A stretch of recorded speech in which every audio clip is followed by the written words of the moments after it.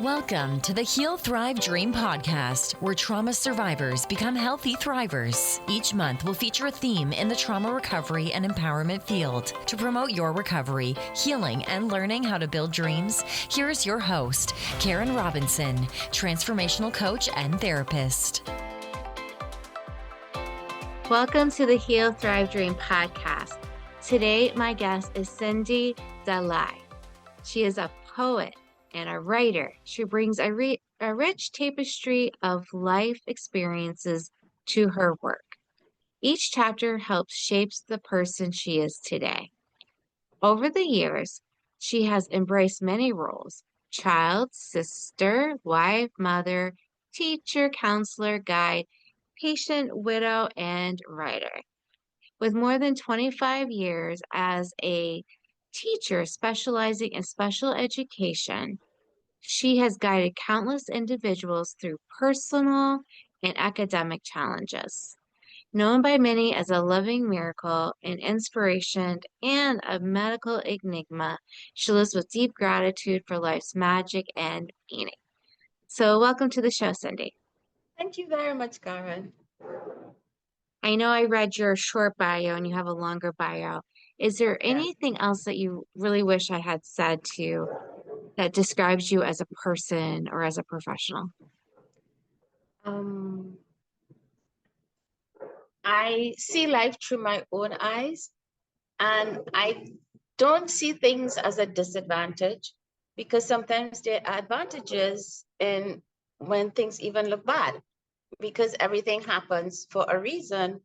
And I believe that the only way you can grow and to become yourself and to get through things and heal and thrive and become and achieve your dreams, like your podcast name, is by facing things that come up in life.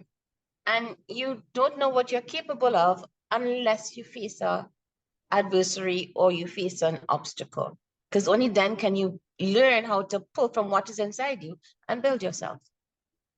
And I know that you wrote a book. Haven't had the opportunity to check it out, but can you share with us a little bit about that and what was your inspiration for writing it? I wrote two books first, actually. One is a poetry book called Pieces of Me Touch My Soul by Cyndee. And that was a poetry book. That was my first actual putting my thoughts into words. And that was in 2022. And the book you're speaking about is called Grief is the Price You Pay for Love, Run Into the Fire, Discover Me in the Ashes by Faye Allen. And that came out of my having to face the grief and loss and absence of someone who's very close to me, because my husband died on Christmas Eve in 2021. And that was sudden and unexpected. And I thought I was managing everything.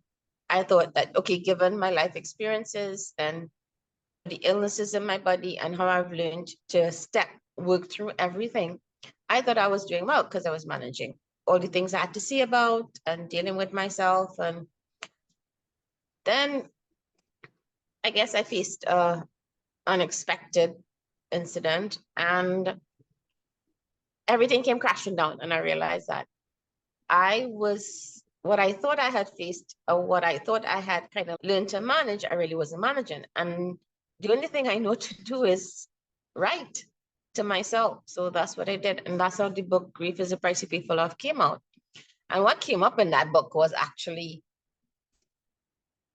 shocking to me, because a lot of things came up, because we see grief as it's messy and it's emotional. And maybe if we give it time and we look at things and we go through all these stages, that it's going to be okay. We're going to heal and we're going to get better. But what I found is that you get a lot of things coming in when you go through grief, because there's a wide array of emotions and things that come that you pull that you never realize, that sometimes are not even related to what the loss or the absence of the person is in your life.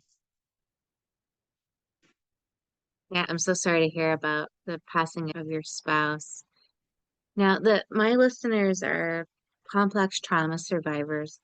I know grief is very difficult, especially if it's sudden. But did you also have other traumas, anything that you're comfortable with sharing today? Yeah, actually, I have a lot of illnesses in my body. In that, I have lupus, I have anemia, I have chronic kidney disease, I have also a heart condition, and all these are related or whatever. And during the course of that, I lost 4 years of my life, and I was in a wheelchair for over 11 years. Oh, And I had to retire because of my illness. I had to retire from teaching, which I love doing. So it was like, that was traumatic for me in that I got diagnosed with it because the symptoms were coming up, and I got diagnosed with it. And then they tried treatment, but unfortunately, I'm allergic to all drugs. So I can't get treatment because I flatlined when they gave me the drugs. And then 4 years of my life was like in a fog. My body was present, but to say I was present, no, because I don't remember. The only thing I know more about my illness, about the illnesses in my body, were from what my family told me and from reading medical reports. Because all I know is that I had brief periods of clarity, but 4 years of my life I lost, and I was in a wheelchair. And to be honest, I've always been fairly independent.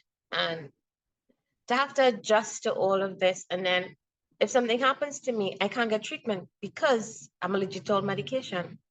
So I'm kind of like in a paradox in that if I do something and I get injured or I get something, they can't do anything unless I'm near dead. So yeah, I think it's safe to say that all this medical has been traumatizing for sure. And so I know your body has required a lot of time, attention, money, energy to try to heal as best as you can. What has been helpful that maybe isn't part of the medical community in your healing? An example would be energy healing or spiritual healing or working on your mindset. Can you share a little bit about that for how that's been for you? actually, what I have found over the years, because while the illnesses in my body has been a lot, I have faced things before in that on an emotional level, you do experience trauma also, and otherwise, and stuff like that. And I did do know about getting disowned and ostracized and stuff like that and thing. So what I think helped me is looking at life differently and looking at it through my own eyes. In that, I think, like I said earlier, sometimes there are advantages in where you are right now, even though you may not think there are advantages in where you are. Because when I got seriously ill and I started recovering, I didn't know honestly what to do because I was in a wheelchair. I had to retire early medically and fit. In a sense, I lost my sense of freedom. I lost my, in a way, my sense of who I connected with, being a teacher, being a wife, being a mother, being all these things. And these illnesses in my body now had me in a state where, what am I going to do? Whatever. So I kind of drew on what I had learned throughout my life, in that sit down and, okay, this is my situation. This is where I am now. But is this really who I am? This is what I am outwardly, physically. This is what is happening to me. But I'm not going to let the illnesses or this position I'm in define who I am. And slowly, bit by bit, I began to tell myself, okay, Cyndee, you're still here. What can you do in your circumstances? I had a wheelchair, so I could move about. I can still cook. I started cooking, trying different dishes, and everything was accommodated to me, like having space to move around and things like that. And I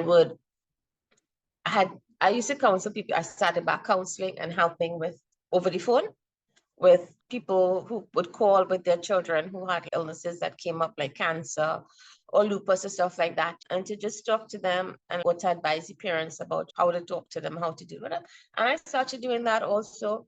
and being a support system. And I found that kind of put me in a different place inside me. Yes, I was still sick. Yes, I still had all these things, but it pulled me into a different direction, and it gave me a new approach in that, okay, the advantages of my being in this position at this time was I learned to be more patient with myself. I learned to pay more attention to everything around me. I learned how to give because my experience was helping other people. So I learned how to reach out and how to give comfort, while at the same time, I was learning how to deal with my situation as it is.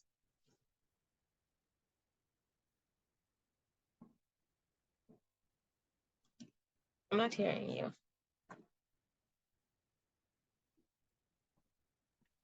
I'm sorry for that. Yeah, I I wasn't was hearing you. I was commenting that it's really beautiful how when we're in our own suffering, if we can turn and look, okay, what could I do to help somebody else? It's really good.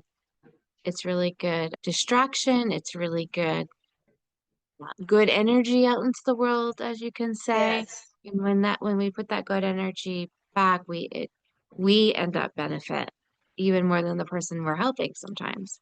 I think that's really beautiful. Yeah. So what inspired you to write about what you were going through? Actually, when I first started writing, I had a very close friend, and I kind of kept fluctuating back and forth in me because we would talk about a whole set of things. And then he said, Cyndee, I'm going to ask you something, and I want you to focus on it and answer as honestly and as truthfully as you can. Just think about it and write. And I sat down to write, and what came out was poetry because I was thinking poetry in my mind. So that came out. And then when the crash came, when I realized that I was feeling all these emotions in me with regard to what the loss and the absence and the grief, I didn't do anything I knew how to do, because sometimes you can talk to people about something, but sometimes you have this guard up where you may not say everything you want to say because it may shock people, and maybe the reaction you get will make it worse for you. So I prefer to sit down because you can't lie to yourself when you write to yourself, because you're going to know if you lie to yourself. If you're writing something and you're like switching it around, you're going to know, okay, that's not true. That's not. So you sit down, and when you write to yourself, you have to be honest with yourself, because whilst you're writing, your mind will be saying, that is not true, Cyndee. Put down exactly what you think. And when I start writing, it's like I just write everything. And what came out is sometimes I got surprised by what I actually wrote, because I wasn't even aware that there were these things that I was feeling in me. I thought it was just a matter of maybe I have to accept that that person is no longer part of my life, and this loss and absence. And I have to learn how to accept it. Like everybody says, you have to accept it. And then you get all this advice, accept it, and with time will pass and you will move on and you'll heal. And I found, because it's been nearly 4 years now, and what I have found is that you learn to manage, but you can't erase what is there, because you will carry it in you. And what you have to do is you have to learn to create space in you while you hold the memories, because what you had can't be erased. It will always be in you. So you hold the memories, you treasure it, you know it will always be a part of you, and you will always feel that loss, but you learn to mitigate that loss by creating space around that loss, and that you are still present. And even if it's a relationship you lost and the person is still alive, you are still here and you still have your own life, and you have to learn to understand that, okay, I'm still here. Why am I still here? What am I supposed to do now? Maybe it's a different direction I'm supposed to take. Maybe I'm supposed to step up. Maybe I'm supposed to find myself. Because sometimes when you get involved in relationships, or you lose, even if it's a job, you lose some things like that, you sometimes identify yourself with that. So what you have to learn to do is you have to learn to tell yourself, now, maybe I learn to accept myself as I am and see where I am supposed to be and what I identify myself as. Did you notice when you were grieving, and I understand that's still happening to some degree, but did you notice, especially when it was really fresh, did you notice anything in your body get more intense, or did your illnesses get worse, or did they change in any kind of way? Yes, they did, because it's like I have learned in my mind, because I can't get medication. Because even if I take a baby Panadol for a headache, it could kill me, right? That's how bad it is. Yeah, So, pretty bad. yeah. So what I did is I learned to, I see the pain is there and I manage with it. But I suffer from migraines. And when it was just fresh, it was like the headaches would get so bad and I would black out. And then I'll feel like you feel your chest closing in and the tenseness, and I would get rashes, because that's what I get with the lupus. When it was flaring, I get all these bumps all over and stuff like that and thing or whatever. And I was like, oh God, how am I going to do this? Because I can't take medication. I can't do anything. I just have to breathe. And I started breathing and turning into my mind and turning into myself and saying, okay, this is where you are. Yes, it hurts a lot. But Cyndee, if you don't try to at least step a little bit back, you're going to get really sick. So you had to kind of tell myself, okay, breathe. All right. See, is there something you can distract yourself with? And Yeah. I'd go outside a little bit and look outside. And I love the night. And usually it's the nighttime that gets the worst, because during the day you have things to do and you're busy and stuff. But the nighttime is when it will really hit me. So I go outside in the night and watch the stars and just kind of try to be present in the note, listen to what the frogs around, or look at the grass, or feel the breeze, or look at the leaves rustle. And for that little amount of time, try to at least calm what was in me. If it gets really intense, I would just black out. Yeah.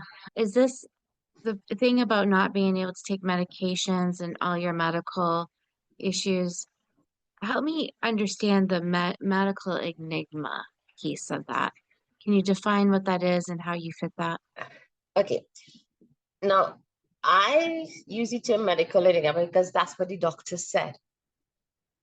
Because when I was diagnosed with lupus and they gave me a list of all the different conditions that my body had in it, which was quite a list. And they said, okay, I was allergic. I did have reactions to drugs just before they diagnosed me. So they said, well, listen, Plaquenil, it's a new drug, and they were using it for lupus at that time. And they said, let's try it, because we don't know the extent of the drug interaction and stuff like that. And I did, and in 5 minutes time, I flatlined.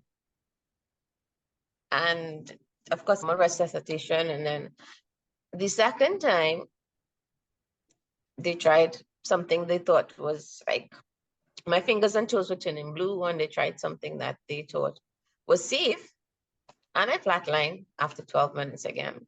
And that happened. So then they said, okay, Cyndee, you're allergic to all drugs, right? And Can you I think you're the first person I've met have you met other people with this? no, Okay.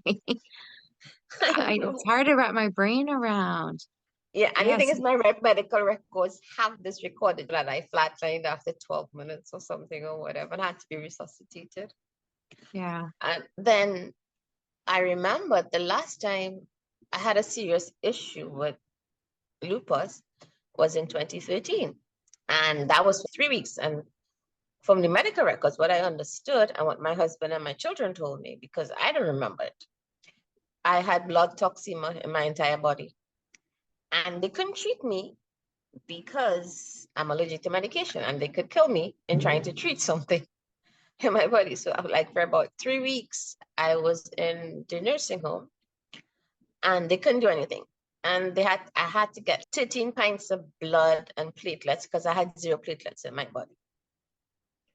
And that was how bad it was. And they told my family, if I went outside, in half an hour I'd be dead, and I had a 5% chance of survival.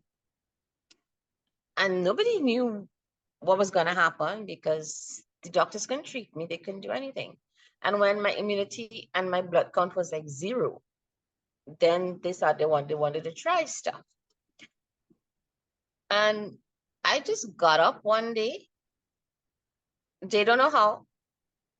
I was there. Nobody gave me a chance of actually, they didn't know what was going to happen. They didn't know if I was survive or whatever was going to happen. And I just woke up and I pulled out all the needles that they had in me. And I said, okay, it's time for me to go home. And that's Enough why of this already. yeah, I'm done.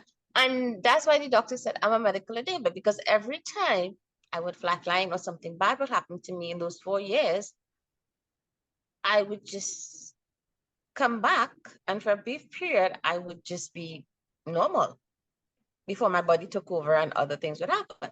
And they didn't understand how I could go through all of this and still be cognitive and be able to talk and to do things, because nobody understood how I was able to still function mentally, medical, brain-wise, because of all the traumas that was going on in my body, because they thought it would affect my cognitive abilities.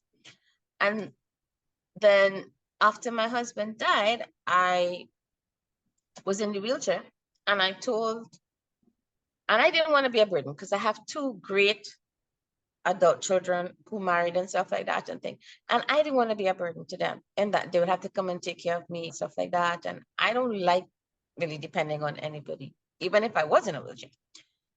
So I remember I did try to move about and walk, but every time I tried to walk or something, I would fall and sprain my ankle, and my whole family would get vexed, and they would be like, Mommy, do not do that, because if you break a bone, you're allergic to anesthetic. They can't do anything. So you had to be careful. And I remember I just sat down and I said, God, you know where I am. I don't want to be a burden to anybody. You're the only person can help me. And that was it. It may sound kind of strange, but that was it. And I said, listen, I need your help. You have to help me, because I don't want to be in this position. You know my life.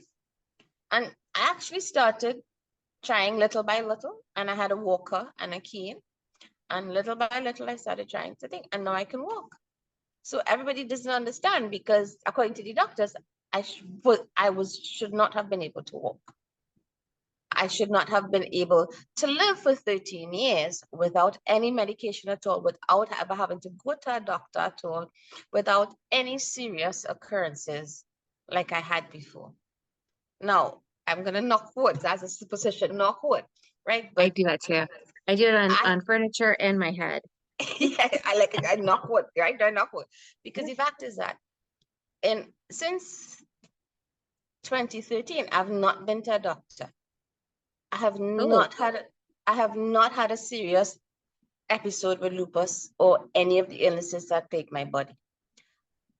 I have not had reason I'm allergic to all medication, so I have had no reason for drugs. Even homeopathic medication I'm allergic to, so that kind of rules out everything. I don't take any supplements or anything because I don't know what it has in it. And I can walk and stuff, so most people don't understand that. Me neither. I don't understand it either. All I tell everybody is that I live by God's grace. Yeah, can you share just a little bit more about the role of your faith or spirituality in your life? Now, I grew up in an East Indian family, which is Hindu, and you grew up in a certain way. But my thinking, because my society is multicultural and it's multi-religious, right? So you always know about other religions from very young. And even though I was Hindu, I went to a Presbyterian primary school and I went to a Presbyterian high school. And I have friends of a lot of different religions. So I grew up knowing about all these different religions. Now, growing up, this was like, I'm 58. So that was like in the 70s, the 60s, 70s, 80s, right? And growing up in that time period, there were strict traditional rules you had to follow and things you're not supposed to do and stuff like that and things. And I didn't understand, so I questioned it and I got ostracized. Now, my husband, when I got married, I got disowned because he's Pentecostal and I was a Hindu, and that didn't fit with traditional things or whatever, and I got disowned. But I didn't really bother with it. But I have always had a faith. I didn't give God a name. Okay, you're Hindu, you're a Muslim God, you're a Christian God. I didn't give God. All I said was my one. And that's what I called him as, my special being or my higher being. And I say, God, that's why I looked at that. And I have found that when things happen in my life, no, I talk to God in my head all the time. I know a lot of us do that. We have a running conversation with him or whatever, right? And so that's what I do. I talk to him all the time in my mind. And growing up, I used to question, why am I so different? Why can't I be like everybody? What is it?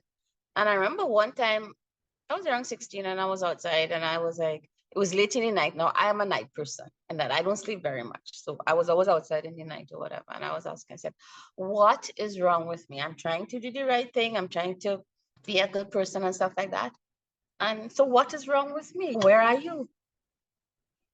And then in that time, I kind of felt like I'm always with you, but you just have to be open to see me. And from then on, I always, no matter what I've been through, I have always said, I need you, help me. That's what I see. Because if you don't ask for God for help, how are you going to get help? And sometimes you may not get an answer, because often I don't get an answer. But what I do get is like my eyes open, or I might see things differently, or you might hear something that triggers something in you and you do it. And so I believe that, I think that's an answer. yeah, I think having faith and believing, yes, we are all humans. And I will have times when I said, I don't believe, I can't believe that he will let this happen. You kind of go back and forth, but that's being human. But at the end of it, what I've always found is that even when I doubt, I still say, I need your help.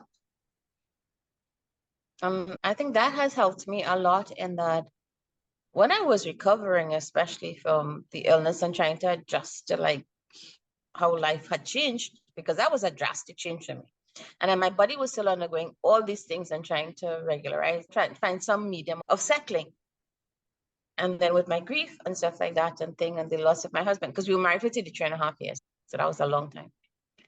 And trying to, the only comfort I found really was in talking to God. Because then I can be truthful. I don't have to watch my words because he knows everything already. So I'm not going to hide anything. I can't exactly lie and say, oh, it's really like this. So I would just talk, even if it was by myself, and I might sound kind of strange to other people, but I would just talk out loud and say, listen, I think we need to talk because this is bothering me a lot and I don't know what to do. Now, it's kind of strange. I know people will tell you, okay, you're not supposed to talk to God like that. But I always said, well, Yeah, I people said, make God up is my rules all the best time. friend. I said, Yeah. God is my best friend. And I don't remember reading in any religious books that I'm supposed to talk to God a certain way. Because I do think he said, come to me as you are. That's right. And talk to me and I would listen. You didn't say I have to come and say, put it in a certain framework or be in a certain mind or be whatever. So that's how I've been since I was young. I would just talk to him as I would talk to a good friend, as I would talk to somebody who I need, felt my higher being. That's how I would talk. And I find that helps me and I still do it. Cyndee, your faith walk is really beautiful. It's authentic, it's real. I think that's really a beautiful thing. And we are running out of time.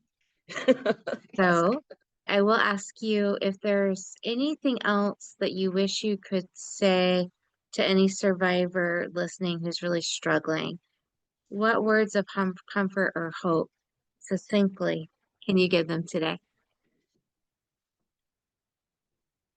You have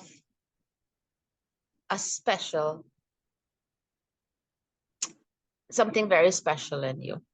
And yes, it is hard. Yes, you will feel as if you want to give up and you don't deserve this and it's overwhelming. But there is a special reason why you're still here. And your suffering should not define who you are. look inside and see how special and how unique you are. And you do have things that you can give. Because whilst you may think everything is against you, maybe in the midst of that, you can learn to give something also. And you'll be surprised how much better you would feel by giving and by loving yourself. Love yourself as you are. Yes, your body has things. Yes, your mind may be in a trauma or whatever. But little by little, find one thing you like about yourself. Say, okay, I like that I am still here. I like that I can get up in the morning. I like that I can talk to my family. I like that I can write. I like that I can smile, and I like my smile, and I like the color of my eyes. Or I like that even though I have this illness in my body or my mind is a wreck, I like that I can confront it and I can see it. I like that I can find something to do. I like that I can read. I like that I can probably watch a TV show. I like that I can probably go outside and see the sun, and I can imagine things, and I can believe that day by day I'm getting better. Beautiful. Thank you so much for being a guest on my show today. Thank you for listening in today. Please join us next week, same day and time. Also, I would love for you to check out my website, healthrivedream.com.